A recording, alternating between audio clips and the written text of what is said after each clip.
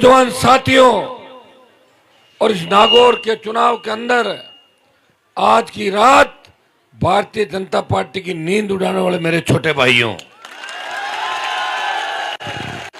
मुझे लग रहा है कि शेरानी आबाद की मीटिंग देखने के बाद ज्योति मिर्जा के और जिस तरह का लग रहा है मामला, मैं उसका इंटरव्यू देख रहा था, वो बुझी बुझी लग रही थी। मुझे लग रहा है और मामला गड़बड़ हो जाएगा। गड़बड़ तो आप लग रहा है कि जिस तरह आपने मुझे एक बात कही थी जब मैंने नॉमिनेशन फाइल किया था, तब आपने कहा था कि हनुमान जी ईद तक इस चुनाव को आप संभालो, ईद के बाद आपके भाई चुनाव को संभालेंगे। ईद के दिन मैं मकराड़ा के अंदर सुबह 6:30-7 बजे ईद मुबारक करने गया था। हजारों लाखों की तादाद के अंदर मां ने जो रोजा रखा, वो हमारे लिए भी दुआ मांगी सब लोगों ने, और एक ही बात उन्होंने कही कि ईद के इस अवसर पर हनुमान जी को मुबारक मौके पर कामयाब करे।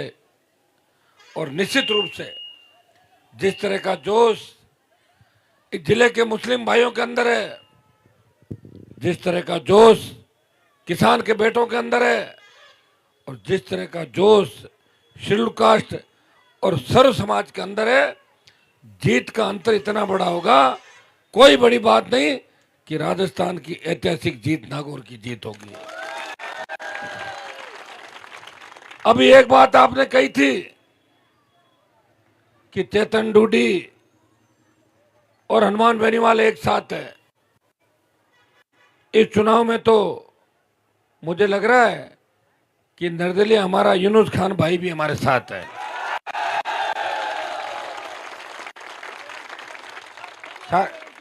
मैं कह रहा हूं ना, और हम मिलके देखो, राजनीति में पता नहीं लगता, मैं आपको बता रहा हूं, फिर बता रहा हूं, राजनीति हो सकता है कि हम तीनों एक साथ मिलें कहीं न कहीं।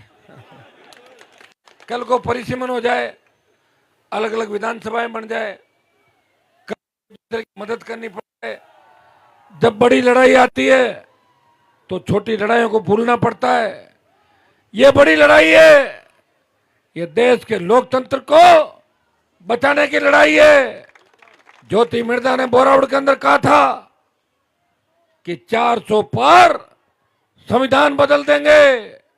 भाइयों, अगर संविधान बदल दिया तब न तो आरक्षण रहेगा, और न हमारे धर्म रहेंगे, और न हम स्वतंत्रता का अधिकार रहेगा जो बाबा साहब अम्बेडकर ने हमें मौलिक अधिकार दिए थे, वो खत्म हो जाएंगे। लेकिन मैं आपको विश्वास दिलाता हूं कि आप हनुमान बेनीवाल को चुन के भेजोगे। पहली बार तो इंडिया अलायंस की सरकार बनेगी।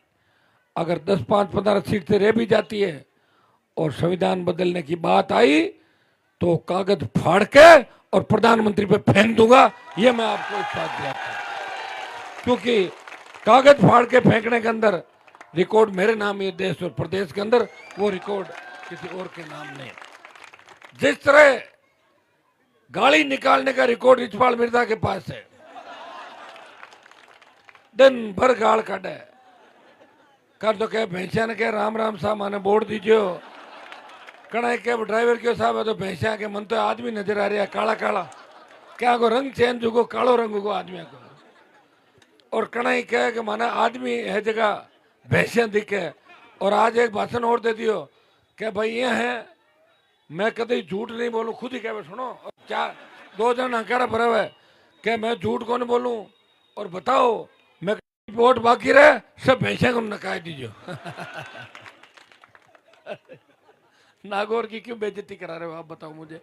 बड़ी मुश्किल से तो हमने लड़ झगड़ के संघर्ष करके देश में मान और सम्मान बढ़ाया इस जिले का। भाइयों, मैं चाहता तो सत्ता का सुख भोग सकता था। मैं जिद्दी हूं, जिस तरह शेरानी आबाद के लोग जिद्दी हैं,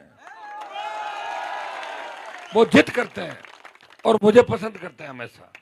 पंचायत चुनाव के अंदर भी 1000 वोट दिए इनको। देखो, शेरानी आबाद जब शेर से शुरुआत होती है, गांव के नाम की शेर आता सबसे पहले, तो सैरानीबाद के नौजवान सारे लोग चाहते हैं कि हनुमान जी जैसा नेता होना चाहिए।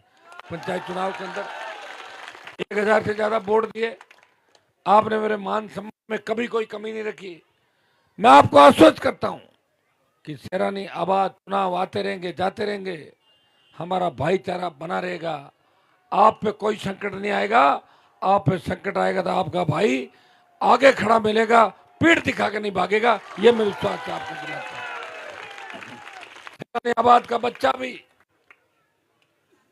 बुजुर्ग, जवान अगर नाम से भी मेरे पास आएगा तो मैं उसको बिठा के चाय भी पिलाऊंगा, दूध पिलाऊंगा बच्चे को, और उसका काम भी करूंगा और वापस भेजूंगा। दूध पिलाने का तो ज्योति मिर्जा ने भी कहा था दूध पिलाऊंगे।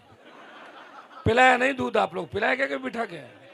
चाय पिलाई है, बाय बाय करके चली गई।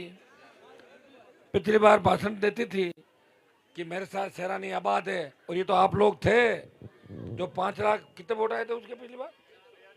नहीं, उसके टोटल वोट 5 लाख के लगभग। वो आपके नाम से तो डराती थी मेरे को कि सैरानीबाद मेरे साथ है, मकड़ा मेरे साथ है। अब की बार हगड़ा ही मारा हाथ है। अब बाद में जो मेरे साथ थे वो तो साथ ही है पहले से ही, और कोई 2-1 लाख वोट आगे पाते हो यार तो 7-8 लाख और आएगा जुड़गा, थारा नया जुड़गा। आप चिंता मत करो, ये बहुत बड़ी ऐतिहासिक विजय की ओर आप आगे बढ़ रहे हैं। सैरानीबाद के 2 मामले, एक तो हम जब पिछली बार कार्यक्रम के अंदर आए थे 10 लाख रुपए की घोषणा करी, पैसा आ गया था, किसी टाइटल की वजह अटक गया, वो आ जाएगा पैसा। सरपंच साहब आप निश्चित रहे, वो पैसा आपके ट्रांसफर कर दिया, कोई कमी नहीं रहेगी। बाईपास का कागज मैंने चला दिया था और जल्दी बाईपास आपका बनवा देंगे। थोड़ी सी उसमें टेक्निकल प्रॉब्लम आई, वो मैं करा दूंगा। आप तो काम के मामले में कोई कमी नहीं रहेगी। जैसा आपने मुझे कहा है, 2 सड़क बनाने की बात और कही है कि सैरानीबाद से नाडा की ढाणी होते हुए लोरली खुर्द और डामर सड़क बनाने की एक ही है क्या? एक क्या है? बाईपास। ये दोनों मैं करवा दूंगा आपके जल्दी, आप निश्चिंत रहें।